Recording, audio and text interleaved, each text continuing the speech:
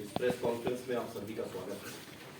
जैसा कि हम सब जानते हैं कि परसों हम लोगों का मतदान दिवस है, परसों हमारा पोलिंग डेट है और हमारी सभी तैयारियां जो एसओपी है उसके तहत समय से सारी चीज़ें चल रही हैं।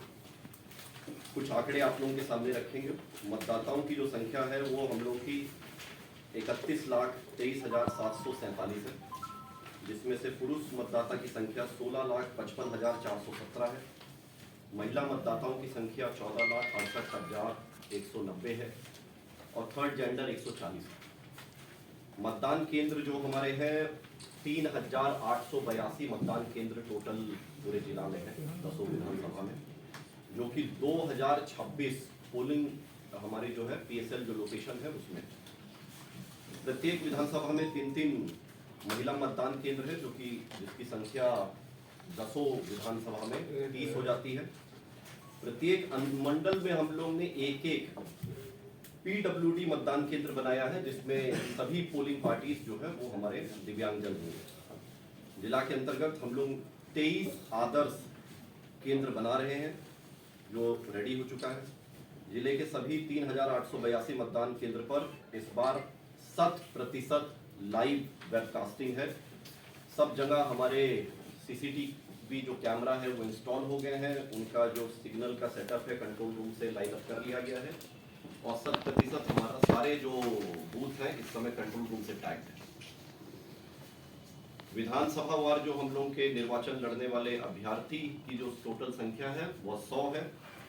31 हरलाखी में 10, 32 बेनीपट्टी में 11, 33 खजौली में 8, 34 बाबूबड़ी में 11, 35 बिस्फी में 8, 36 मधुबनी में 9, 37 राजनगर में 7, 38 झंझारपुर में 13, 39 फुलपरास में 10 और 40 लौकहा में 13।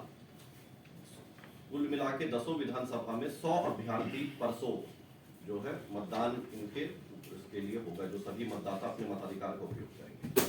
बहुत बहुत स्वागत है।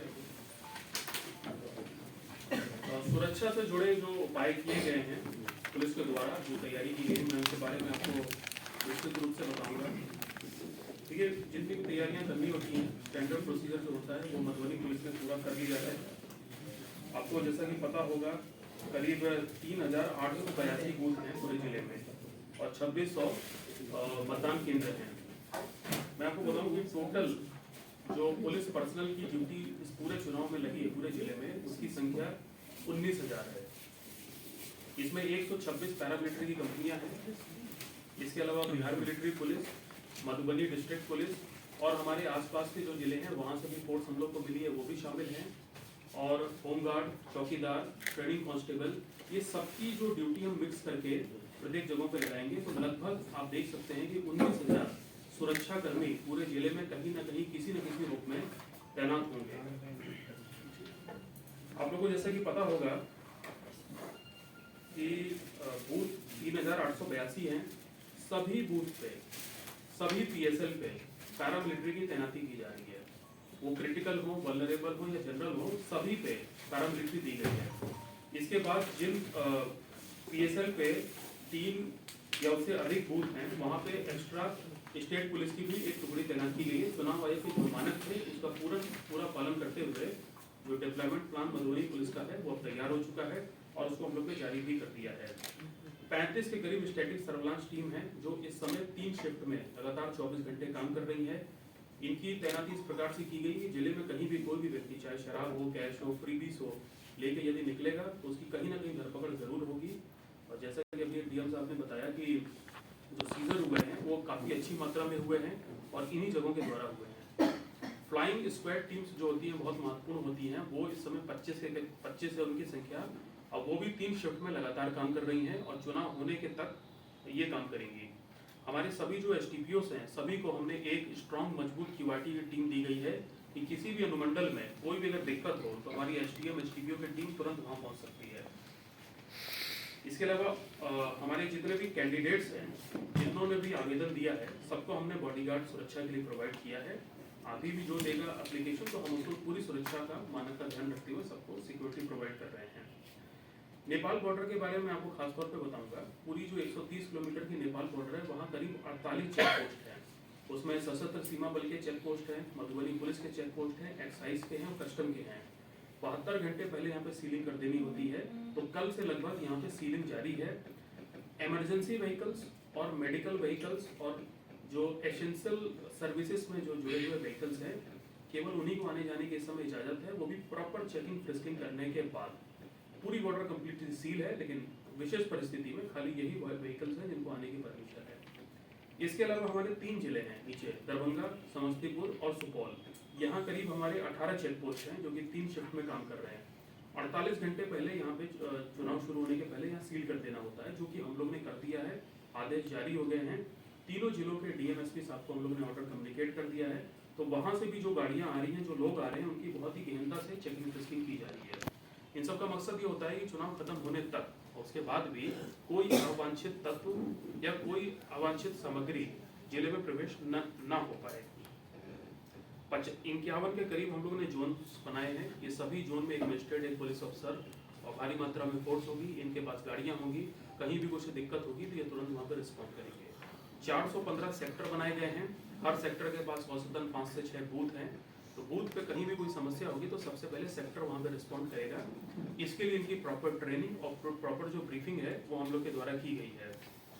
हर पुलिस स्टेशन में हमने एक रिजर्व कंपोनेंट रखा है कि कहीं कोई समस्या होगी तो ये तुरंत उसको अटेंड करेंगे। इसके अलावा हम लोगों ने बाइक पेट्रोलिंग का इंतजाम किया है। रिवर पेट्रोलिंग, हालांकि कोई बड़ी नदी वाली समस्या नहीं है यहाँ पे, बट उसके बावजूद भी जो भेजा का इलाका है, मध्यपुर का इलाका है, वहाँ पे खास तौर पे ध्यान रखते हुए हम लोग ने नदी पेट्रोलिंग का इंतजाम किया है। और माउंटेड प्लाटून, अश्वरोही दस्ता जिसे कहते हैं, घोड़े जो होते हैं पुलिस बल के पास होते हैं, उनकी भी वो हमारे जिले में आ चुके हैं। और उनकी तैनाती हम लोगों ने खासतौर में मध्यपुर और भेजा वाले इलाके में हम लोगों ने उनको तैनात किया है। कंट्रोल रूम जो मधुबनी पुलिस का है, टाउन थाना में सिचुएटेड है, वो 24 घंटा काम कर रहा है। मैं आप लोग के माध्यम से एक नंबर जारी करना चाहूँगा। हालांकि ये नंबर पहले से मौजूद है, बट मैं चाहूँगा कि आप लोग मीडिया के द्वारा इसको नीचे फ्लैश करें। 90316 74 255। ये एक व्हाट्सएप नंबर भी है और एक नॉर्मल कॉलिंग नंबर भी है। चाहे मीडिया के कर्मी हों, पोलिंग से जुड़े हुए चीज़ में सुरक्षा कर्मी हो, पीठासीन अधिकारी हो, या कोई भी आम वोटर हो, किसी को भी कोई दिक्कत है, वो अगर इस नंबर पे मैसेज करेगा, ये सारी जानकारी हमारे तक आएगी और हमारी टीम तुरंत वहाँ रिस्पॉन्ड करेगी। ये मधुबनी जिले के सभी वासियों के लिए पुलिस कंट्रोल रूम नंबर है। कृपया करके इसको आप लोग ज़्यादा से ज़्यादा प्रेजेंट करिएगा। देखिए, प्रिवेंटिव एक्शंस एक बहुत इंपॉर्टेंट काम होता है पुलिस का चुनाव से पहले। मैं आपको बताऊं कि जब से एमसीसी लागू हुई है तो वल्नरेबिलिटी मैपिंग पुलिस करती है। वो करने के बाद करीब 240 बूथ हम लोगों ने चिन्हित किए थे जो वल्नरेबल कैटेगरी के पाए गए थे। 668 बूथ चिन्हित किए गए थे जो क्रिटिकल पाए गए थे। हम लोगों ने जब जांच पड़ताल की कि ये किन लोगों की वजह से ये वल्नरेबल या क्रिटिकल हैं, तो 1141 लोगों की सूची बनी थी। और उसके बाद पुलिस ने इन सभी 1141 लोगों को बॉन्ड डाउन कराया है। एसडीएम के यहाँ इन लोगों को भेजा गया। 5-5 लाख रुपए का बॉन्ड इनसे भराया गया है। अब इनके सामने 2 ही विकल्प हैं। इन्हें शांति व्यवस्था पूरी रखनी है, इसकी जिम्मेदारी इन्होंने लिखित में दी है। यदि इसमें से किसी ने कोई कंडीशन वायलेट की, हालांकि अभी तक इन लोगों ने वायलेट नहीं किया है, शांति व्यवस्था भंग नहीं किया है, लेकिन यदि ये करते हैं तो इनकी गिरफ्तारी होगी और 5 लाख रुपया भी इनको भरना पड़ेगा।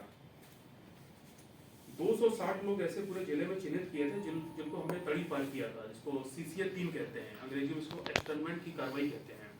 ये 260 लोग ऐसे हैं जिनका पुराना आपराधिक इतिहास था और ये शांति व्यवस्था भंग कर सकते थे, कुख्यात क्रिमिनल थे, जेल से बाहर निकले हुए थे।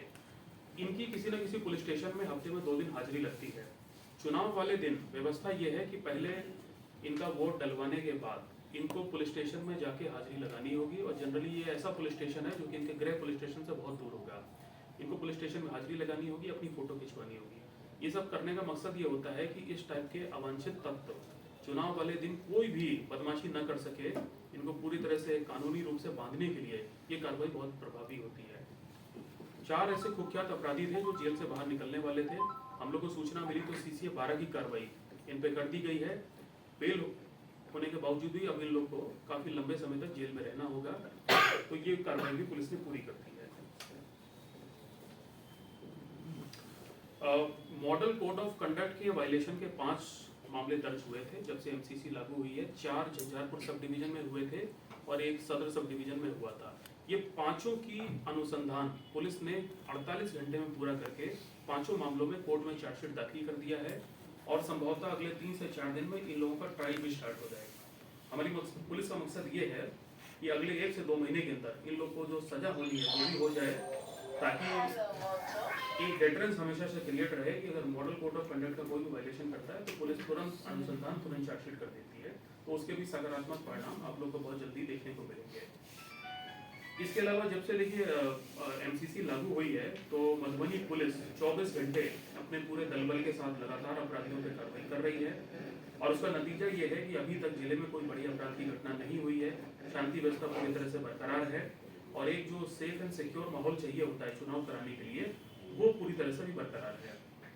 करीब 1300 अपराधियों की गिरफ्तारी हम लोग 6 तारीख से जब से एमसीसी लागू हुई है अभी तक करके इन लोग को जेल भेज चुके हैं।